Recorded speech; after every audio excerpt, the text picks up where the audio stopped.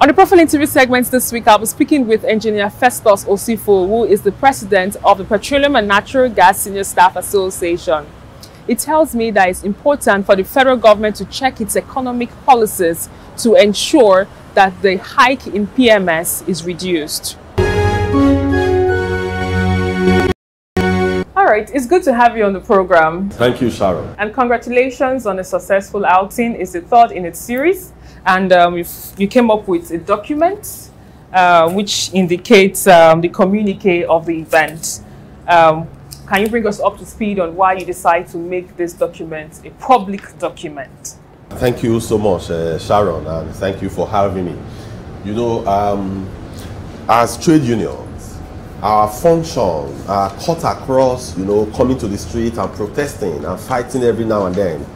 More so, as a senior staff association in the oil and gas industry, we should be able to influence the policy direction of government. We should be able to influence the policies that are shaping or that will shape this industry in the future. So that is actually why, after the summit, you know, that caught, if you remember, the future of Nigeria oil and gas industry, we talked about energy mix, we talked about energy security, talked about artificial intelligence, crude oil theft and divestment. So all these subtopics, you know, they are very powerful. They are the contemporary topics today in Nigeria oil and gas industry. So instead of us to keep complaining, to keep nagging and keep fighting, we felt that, okay, let us do some documentation on what we think the government should do in order to affect those policy areas, but where the issues are really, it's proffering solutions to those challenges. So beyond identification of the challenges, beyond the regular lamentation, we went further in the summit to profile solutions to the nagging problems that the industry currently faces. So that is actually why we needed to release the communique to the public. Then we have forwarded same to captains of industries. We have forwarded same to government, to policy makers in the industry, and also to all the players, including the IOCs, both in the upstream, the downstream, the midstream, the service companies, and the regulators. So this document as of today has been sent to all of them for them to digest. And we will also follow up to see to the implementation of some of all these. During the conference, there was a robust discussion on energy mix, and there were several recommendations that the association shared. Can you tell us more about this vis-a-vis the issue of fuel scarcity and the hike in the price of fuel? Okay, first, if you look at the document, the communique that we released, you know, talking about the energy mix. Today, literally in Nigeria, we are much more dependent on fossil fuel, much more dependent on crude and oil and gas in Nigeria. Why gas has been identified as a transition fuel? Why gas is relatively greener than crude, but both of them are facing some financial challenges. Let government come up with a lot of policies, a lot of incentives to both the international and local oil and gas producers, so that we will ramp up our production, most especially in deep water, because in deep water there you don't have issues of oil theft. So if we are able to do a lot of taking of FIDs today in the final investment decisions in a lot of projects in deep water based on the fiscal incentives that government is going to give, I can tell you that between now and the next 5 years, we could turn them around and increase our production. So what we are saying is that once that production has been increased, let's assume we are able to add 1 million barrels per day to our production today. Government should set aside the funds that is coming from 50% of it, which is 500,000 barrels. You set that fund aside, you now use that fund in developing other areas. Today, we don't really have much, a lot of development regarding solar. We don't have development regarding batteries and electricity. You know, different parts of the world now are looking at electricity power cars and all that. So we don't really have much of all that. And we don't even have the funds that we could commit to it. because, I mean, as you know, we are literally surviving as a country. The real problem that we are facing today as a country is our exchange rate. If the regulation was done and the exchange rate was at $450 per barrel, then PMS today would have been selling for less than 400 naira per se, maybe between 320 to 380. So even with deregulation, that would have been the price of PMS. But today, it is not like that. The principal cardinal reason is the exchange rate. So our advocacy, if you remember, there was a communique, a press release that we did, a press conference that we did in TUC sometime early part of this year, where we clearly we rested it on the exchange rate. That is why the cost of literally everything today has gone haywire. If we can sufficiently address that, I can tell you that the price of PMS will come down. So what we have recommended as part of the push is that government should give a special exchange rate consideration to the managers of the downstream sector of the oil and gas industry. You are selling crude to Dangote, and you are saying that that crude that you are giving to Dangote will be priced in naira. So what we have asked is that at what exchange rate? So if you now say, okay, I'm going to give you this crude at let's say $80 per barrel, but with an exchange rate of 1,000, which will now bring it to 80,000 naira per barrel, it will be much more better. But if you use an exchange rate of 1,600, by the time you multiply by 80, that is going to give you somewhere around 128 naira per barrel as against the 80 naira. So once that input cost is high, then the final price that Dangote is going to sell will also be high. So we are having that conversation, and we are trying to make them understand that that is the best direction that we could go. Because with that, you will be subsidizing production, not consumption. Because you are subsidizing production from Dangote, you are not literally subsidizing consumption. Moving on, the Nigerian gas master plan is very much there and available. I don't know if you'd like to say one or two things. And we can also talk about the issue of crude oil theft. I'm very much aware of PENGASSAN's advocacy towards the end or ending crude oil theft. But despite the advocacy and the walks and protests, it still persists.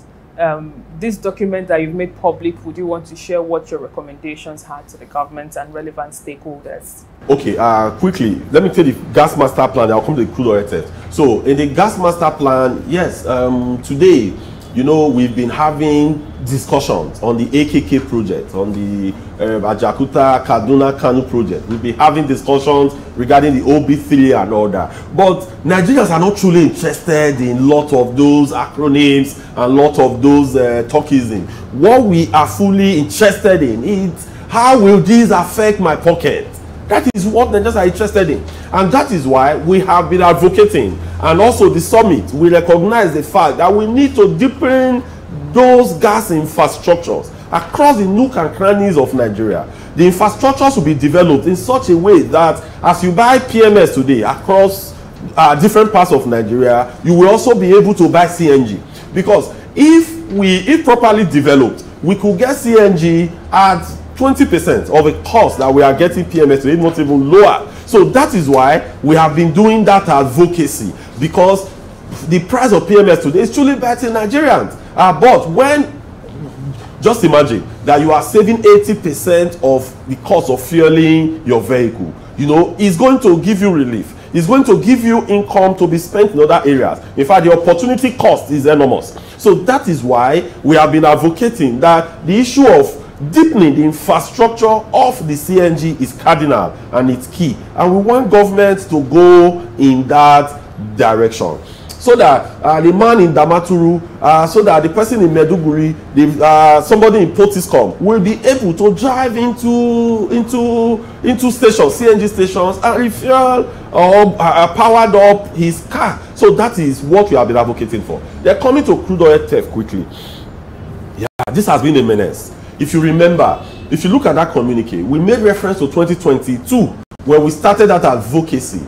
In 2022, Sharon, you remember that our production was sub 700,000 barrels production per day. So we mastered the advocacy, we mastered the rostrum, we did a lot of suggestions. You know, I tell people that for every time you see us in the street, for one time we'll come to the street, we are having hundreds of meetings behind the scene that press men are not even there because that is where you profile solutions. The street is to draw attention. So after drawing attention while you march on the street, you will now go behind and have real-time conversations on what could be done. So we suggested to them some of these things that we think they could do. And they've done quite a few. Sharon, you remember very well that in the PIA, that there is a provision in the PIA that says that 3% of the previous of the operating expenditure of the previous year budget of the oil and gas producers should be set aside for host community fund, and that would not take over from the former CSRO, corporate social responsibilities, that most of these companies used to do. But it's shocking that today a lot of those companies, they have not started doing it. They have not complied, and we have had several meetings with the regulators trying to make them understand the need for that to be done, and also to set up the trustees that will manage that fund, so that when those host communities, when you now start seeing development coming in, when you now start seeing lots of, it has a way of making them own the process and bringing about that sense of ownership. So that is actually what we have advocated as well in the document. There must be that synergy, there must be that partnership, that when that is done, it will go a long way to improve the situation that we have today. Talking about the application of AI in the world of work, which seems to be the future, can you tell us what is the role that PENGASSAN is playing towards ensuring that its members actually upskill and are in line with global best practice? Yes. So when we had a summit in Abuja, Sharon, so all in PENGASSAN, we operate in over 160 companies in Nigeria. So all the branch chairmen, they were all in the summit. They all took note of lots of the conversations we've had, and we are going to drive it further. This communique is also going to be shared with all our branch chairmen, so it will cascade down from the branch chairman. They will send it to their chapter chairman, and to be shared to the Congress. So that cascading is going to be done right away. So with that, they will not know, because we also have responsibility on our own. You know, there is always this fear that, oh, when AI comes, AI is going to take over our jobs. But we must be prepared, because I truly don't believe that AI will be able to take over jobs in the oil and gas industry. But AI will enhance the optimization of job functions in the oil and gas industry. And part of the provisions that we have also written there, apart from the fact that we need to upskill, we need to reskill, that we have taken data, those skill gaps will be covered. And as PENGASSAN, we are going to drive the various management to get that done, so that we too will be prepared in terms of hands-on and the skills that we have. So we'll be prepared. But beyond the skill as well, the application of AI on other areas is also very key. Like if you see the document that we shared, we also wrote that, today we are talking about cross-border smuggling of petroleum products, most especially the PMS. That trucks are leaving droves, in droves outside the shores of Nigeria, because the cost of PMS outside Nigeria is much more, or the price of PMS is much more higher than what we have in Nigeria. So they are living in droves. But we have advocated in the summit that this can be curbed by the use of artificial intelligence. This can be curbed by the use of technology today, because today we live in an era of blockchain technology, we live in an era of open AI, we live in an era when nanotechnology, where you can actually apply technology to solve lots of world problems. And this is actually what we want the players in the oil and gas industry to imbibe. You're also the president of the Trade Union Congress of Nigeria. Can you bring us up to speed on what the conversation is as regards the consequential adjustment as a result of the increase in the new national minimum wage? What are your expectations? What would be your message to various stakeholders? Yes, so in terms of consequential adjustment, if you follow the conversation, I think just last week or thereabout, so the the committee that is working on constitutional adjustment has been constituted by the head of Service of the Federation. So as we speak now, they are currently meeting. So we are expecting them to round up all the functions very soon and come up with what the expected consequential adjustment would be. And from what we are hearing, the government wants to backdate it to June. But we said that the last minimum wage expired in April.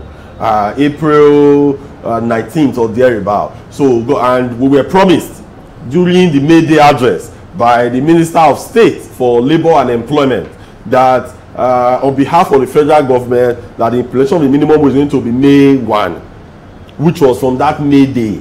So we want them to start the implementation from May Day and not from July, when the Minimum Wage Act was passed. So we are looking forward to the conclusion of the consequential adjustment for it to be applied to federal workers, because with that document, we will also engage our respective state councils. In fact, we don't really have much problem with federal in terms of the application of consequential adjustment. Where we have majority of the problems is actually the state councils, but we will try and give them the necessary technical support so that they will come up with the right consequential adjustment so that our workers will be better off for it. Thank you very much for your time, sir. Thank you, Sharon. And that's all we can take on today's edition of the program. Join us next week for a fresh edition of the show. I am Sharon Ijason. Thanks for watching, and remember that labor creates wealth.